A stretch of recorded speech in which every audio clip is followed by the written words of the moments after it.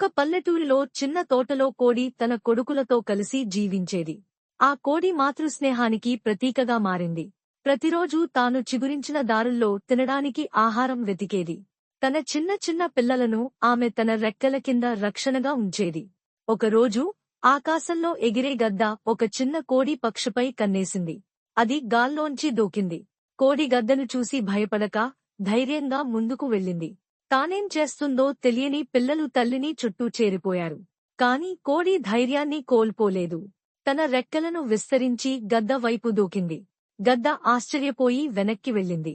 కోడి మరింత శబ్దం చేస్తూ దానిని వెనక్కి తోసింది. చివరికి గద్ద అక్కడినుంచి వెళ్ళిపోయింది. తల్లి కోడి తన పిల్లలను ఇలా రక్షించిన తీరు గ్రామస్తులకు ఆశ్చర్యంగా అనిపించింది. ప్రతి ఒక్కరూ ఆ కోడి ధైర్యాన్ని మెచ్చుకున్నారు. చిన్న కోడిపిల్లలు తమ తల్లి కోసం గర్వంతో నిండిపోయారు.